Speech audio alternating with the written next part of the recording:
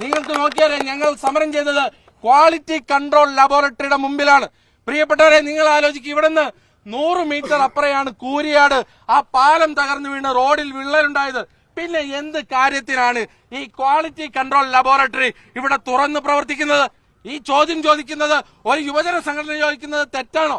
അപ്പോഴാണ് ഇവിടുത്തെ ഒരു SHO, പിണറായിയുടെ എച്ചിൽ നിൽക്കുന്ന കാക്കിയിട്ട ഒരു SHO, ആ SHO വന്ന് ഞങ്ങളെ അങ്ങ് പേടിപ്പിക്കാൻ നോക്കുവാണ്.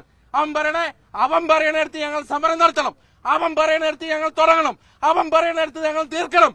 എടോ SHO, അതൊക്കെ അങ്ങ് പിണറായിയുടെ വാരാട്ടികളുണ്ടല്ലോ, DYFI, അവരുടെ അടുത്ത് പറഞ്ഞാൽ മതി, ഞങ്ങളെ എടുത്തിട്ട് വേണ്ട. എന്നിട്ട് അവൻ എടോ പോടോ വിളി, അവന് അടിച്ചങ്ങ് ശരിയാക്കും. അടിക്കാനിങ്ങ് വാടോ, അടി ഒരുപാട് കണ്ടതാ, അടി ഒരുപാട് കൊണ്ടിട്ടുണ്ട്. എന്നിട്ട് ഈ സമരത്തിൽ നിന്നൊന്നും ഞങ്ങളാരും പിന്നോട്ട് പോയിട്ടില്ല. ഈ സമരം ഇത് നാടിനു വേണ്ടിയിട്ടുള്ള സമരമാ.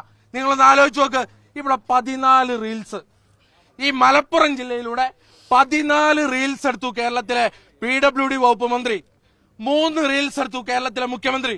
ഈ റോഡ് പൊളിഞ്ഞതിന് ശേഷം ഒരൊറ്റ പ്രാവശ്യം ഈ PWD മന്ത്രിയോ ഈ മുഖ്യമന്ത്രിയോ ഈ റോഡിന്റെ 7 അയൽവക്കത്ത് വന്നിട്ടുണ്ടോ? ഈ സർക്കാരുമായി ബന്ധപ്പെട്ട ഏതെങ്കിലും ഒരാള് ഈ റോഡിന്റെ 7 അയൽവക്കത്ത് വന്നിട്ടുണ്ടോ?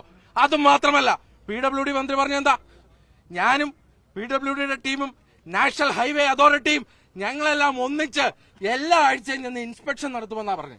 എന്ന് പറഞ്ഞാൽ റോഡിലെല്ലാം പോകും, ഇൻസ്പെക്ഷൻ നടത്തും, റോഡിന്റെ പണി ശരിയായ വിധത്തിലാണോ എന്നറിയും.